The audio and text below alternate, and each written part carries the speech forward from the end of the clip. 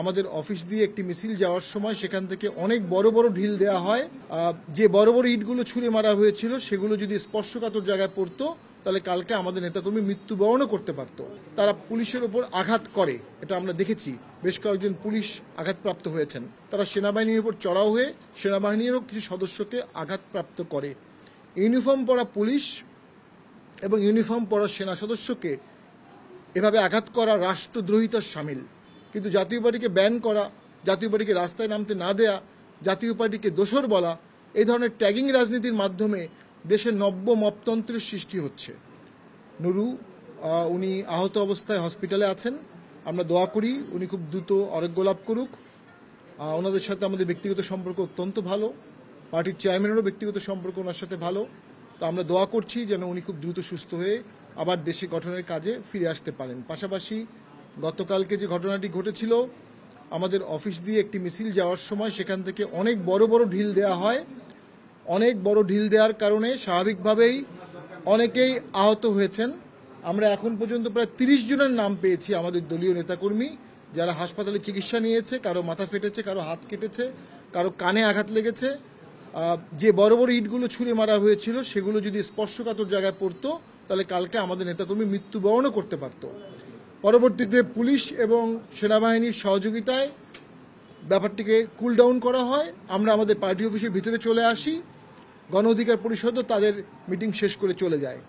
কিন্তু পরবর্তীতে আমরা দেখতে পারি আবার 7:30টার সময় একটা মশাল মিছিলের আহ্বান জানানো হয় এবং বিপুল পরিমাণ বেশ কিছু লোকজন, কিছু ভাড়াটিয়া লোকও সেখানে ছিল। তারা মশাল দিয়ে আমাদের পার্টি অফিসে আগুন দেওয়ার জন্য আসে। এই সময় পার্টি অফিসে অনেক নারী ছিল, আমাদের পার্টির চেয়ারম্যান ম্যাডাম ছিলেন, পার্টির চেয়ারম্যান ছিলেন, আমি ছিলাম, অনেক প্রেসিডেন্ট সদস্য ছিল, অনেক কেন্দ্রীয় কমিটির সদস্যরা ছিলেন, নারী ছিলেন, সাবেক সংসদ সদস্য ছিলেন। ফলে আমাদের নেতাকর্মীদের সাথে একটি সংঘাতময় পরিস্থিতি হয় এবং পুলিশ গিয়ে তাদেরকে ঠেকানোর চেষ্টা করে। আমরা দেখি তারা পুলিশের ওপর আঘাত করে, এটা আমরা দেখেছি। বেশ কয়েকজন পুলিশ আঘাতপ্রাপ্ত হয়েছেন। এরপরে সেনাবাহিনী আসে। সেনাবাহিনী এসে আমাদেরকে বলে 5 মিনিটের মধ্যেই আপনারা পার্টি অফিসের ভিতরে ঢুকে যান। আমরা বলি আমাদের অফিসে আগুন দিলে কি হবে? সেনাবাহিনী বলে আমরা সেটা দেখব। আমরা সেনাবাহিনীর কথার ভরসায় রেখে পার্টি অফিসের ভিতরে চলে আসি। সকলেই, আমাদের কোনো পার্টি অফিসের বাইরে কোনো লোক ছিল না।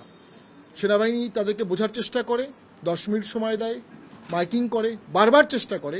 এক পর্যায়ে আমরা দেখতে পারি, শুনতে পারি তারা সেনাবাহিনীর উপর চড়াও হয়ে সেনাবাহিনীরও কিছু সদস্যকে আঘাতপ্রাপ্ত করে। ইউনিফর্ম পরা পুলিশ এবং ইউনিফর্ম পরা সেনা সদস্যকে এভাবে আঘাত করা রাষ্ট্রদ্রোহিতার শামিল, রাষ্ট্রের মূল কাঠামোয় চির ধরার শামিল। পরবর্তীতে সেনাবাহিনী একটা পর্যায়ে ডিসব্যান্ডেল করার জন্য যৌথ বাহিনী সেখানে লাঠিচার্জ করে। আমরা পরে জানতে পেরেছি সেই লাঠিচার্জে নুরু অত্যন্ত আহত হয়েছেন। আমরা খুব দুঃখ পেয়েছি, কষ্ট পেয়েছি। আমরা সেনাবাহিনীর এবং যৌথ বাহিনীর কথা শুনে পার্টি অফিসের ভিতরে চলে আসার পর থেকে আর কোনো প্রকার আমরা কেউ বাইরে যাইনি। লাঠিচার্জের সময় সেখানে জাতীয় পার্টির কোনো সদস্য ছিল না, রাস্তাও ছিল না, সেখানেও ছিল না। তো আমরা মনে করি এই ঘটনার একটি সুষ্ঠু তদন্ত হোক। একটি দলের আদর্শ বা কর্মসূচি হতে পারে না যে আরেকটি দলকে ব্যান করতে হবে। একটি দলের আদর্শ বা কর্মসূচি হতে পারে না যে অমুক দলের চেয়ারম্যানকে অ্যারেস্ট করতে হবে। জাতীয় পার্টি শান্তিপ্রিয় দল, গঠনতান্ত্রিক রাজনীতি করে, সংবিধান মেনে চলে, নিবন্ধিত দল হিসাবে রাজনীতি করে এবং সে রাজনীতিতে কেউ পক্ষ হতে পারে, কেউ বিপক্ষ হতে পারে। কিন্তু জাতীয় পার্টিকে ব্যান করা, জাতীয় পার্টিকে রাস্তায় নামতে না দেয়া, জাতীয় পার্টিকে দোসর বলা, এই ধরনের ট্যাগিং রাজনীতির মাধ্যমে দেশে নব্য মপতন্ত্রের সৃষ্টি হচ্ছে। দেশে গণতন্ত্র হোঁচট খাচ্ছে, দেশে বিভাজনতন্ত্র প্রতিষ্ঠিত হচ্ছে। যে ঐক্যের ভিত্তিতে বাংলাদেশ সৃষ্টি হয়েছিল সে ঐক্যে চির ধরছে। এই চির ধরা অনৈক্যের দেশ যে কোনো সময় খাদের কিনারে পড়ে যেতে পারে। আমাদের সকলের দায়িত্ব এই দেশকে খাদের কিনারে পড়ে না গিয়ে দেশটিকে সামনের দিকে নিয়ে যাওয়া, সহাবস্থান সৃষ্টি করা, ঐক্যমত সৃষ্টি করা। সেনাবাহিনী আমাদের আগুনের হাত থেকে কালকে বাঁচিয়েছে। আমরা সেনাবাহিনী এবং পুলিশকে ধন্যবাদ জানাতে চাই। পাশাপাশি যদি কোনো প্রকার অতিরিক্ত শক্তি প্রয়োগ হয়ে থাকে সুষ্ঠু তদন্তের মাধ্যমে সেটি বের হয়ে আসুক। আমরা চাই না কোনো পক্ষই অতিরিক্ত শক্তি প্রয়োগের মাধ্যমে কোনো অন্যায় করে থাকুক। এবং আমরা যেটা মনে করছি আমাদের বিভিন্ন জেলায় পার্টি অফিসগুলোতে আগুন দেওয়া হয়েছে। কালকে এখন পর্যন্ত 6টি জেলায় পার্টি অফিসে আগুন দেওয়া হয়েছে। প্রত্যেকটি ক্রিমিনাল অপরাধ এবং প্রত্যেকটি ক্রিমিনাল অপরাধের জন্য আমরা রাষ্ট্রীয় পদক্ষেপ আশা করছি। রাষ্ট্র যদি আমাকে নিরাপত্তা দিতে না পারে তাহলে রাষ্ট্র থাকছে না। সরকার যদি আমাকে নিরাপত্তা দিতে না পারে তাহলে সরকার নাই। সরকার আছে, এটা সরকারকে প্রমাণ করতে হবে নিরাপত্তা প্রদান করে, মব দমন করে। যারা আইন হাতে তুলে নেবে তারা অপরাধী, তাদের প্রতি সহানুভূতি দেখানোর কোনো সুযোগ আছে বলে আমি মনে করি না।